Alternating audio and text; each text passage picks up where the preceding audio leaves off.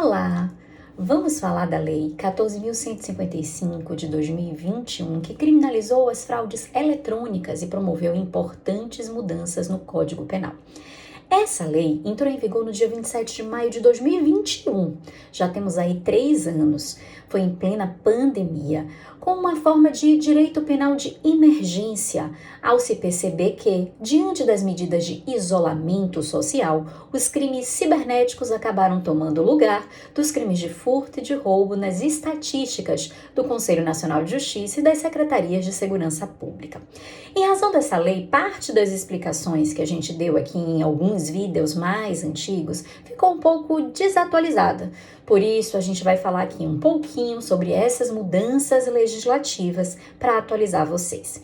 Em primeiro lugar, eu preciso dizer que se trata basicamente de uma situação de novatio legis in pejus, ou seja, de uma nova lei em prejuízo ao réu, o que significa dizer que apenas vai se aplicar a fatos que aconteceram a partir da sua vigência, a partir de 27 de maio de 2021, diante do princípio da irretroatividade da lei penal menos benéfica. Enfim, o que mudou com a Lei 14.155 de 2021, quais foram os dispositivos do Código Penal que foram alterados em razão dessa inovação legislativa? Foram basicamente 3 dispositivos do Código Penal. O crime de invasão de dispositivo informático sofreu alterações lá no artigo 154A, o crime de furto do artigo 155 e o crime de estelionato previsto no artigo 171. Vamos de um em um. No primeiro crime, a invasão de dispositivo informático, que está previsto no artigo 154A do Código Penal, a lei, ela promoveu uma alteração inicialmente de redação. Então, a primeira mudança nesse crime foi uma correção de um erro de redação anterior. E hoje, o artigo 154A vai prever a seguinte conduta típica: invadir dispositivo informático de uso alheio, conectado ou não à rede de computadores, com o fim de obter, adulterar ou destruir dados ou informações sem autorização expressa ou tácita do usuário do dispositivo ou de instalar vulnerabilidade para obter vantagem ilícita. Ou seja, o que fez a Lei 14.155 de 2021? Substituiu os termos alheio e titular por uso alheio e usuário, corrigindo a redação, de modo a abarcar situações em que a vítima tinha sua privacidade violada e não era proprietária do equipamento invadido. Por quê? Porque o computador era do trabalho, era de pessoas que conviviam na mesma residência, o que não estava abarcado pela redação anterior. Então, teve essa correção de redação. Ainda na correção de redação, que é essa primeira mudança promovida no artigo 154A, a gente tem também a supressão da expressão mediante violação indevida de mecanismo de segurança.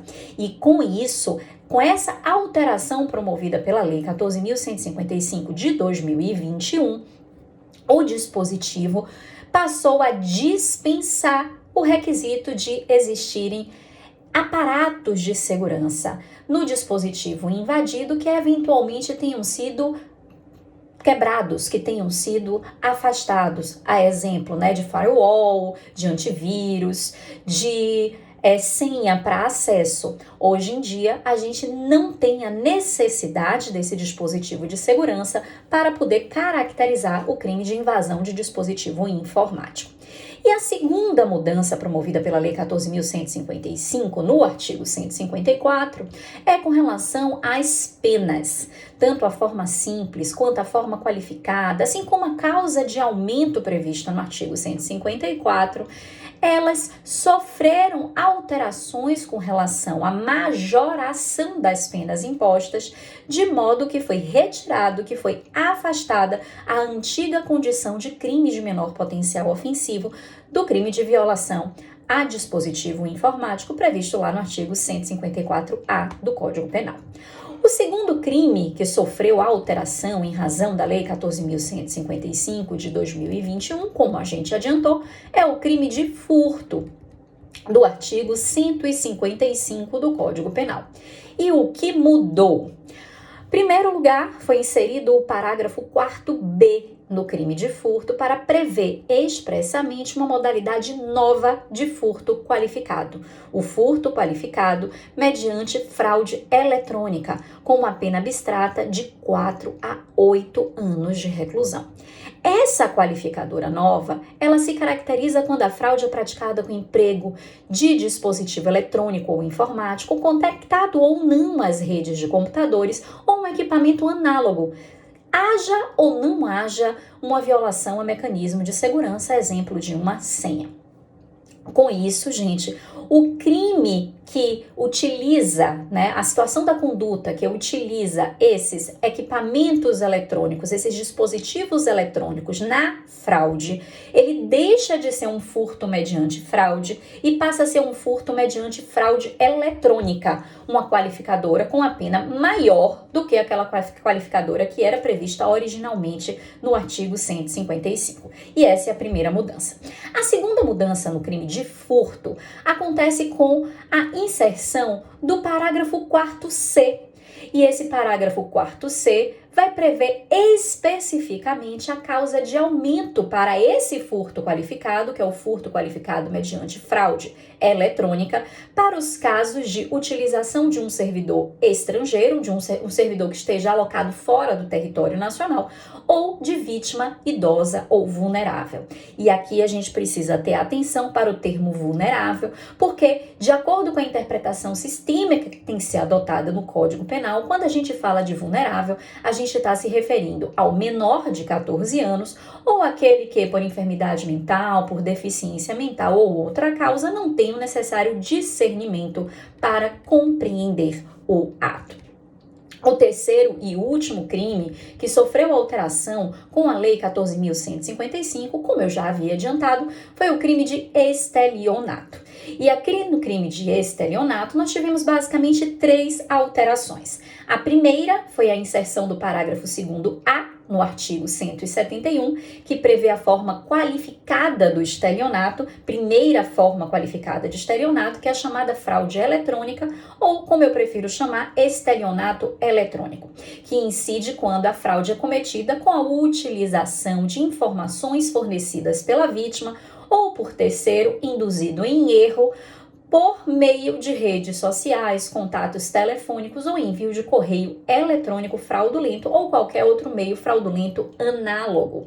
Então, quando a gente tem aqui a situação de uma indução em erro para obter uma vantagem econômica a partir de informações que foram fornecidas pela própria vítima, induzida em erro, por meio da utilização de rede social, de contato telefônico, de correio eletrônico fraudulento, a gente vai ter o estelionato eletrônico, que é uma modalidade de estelionato qualificada.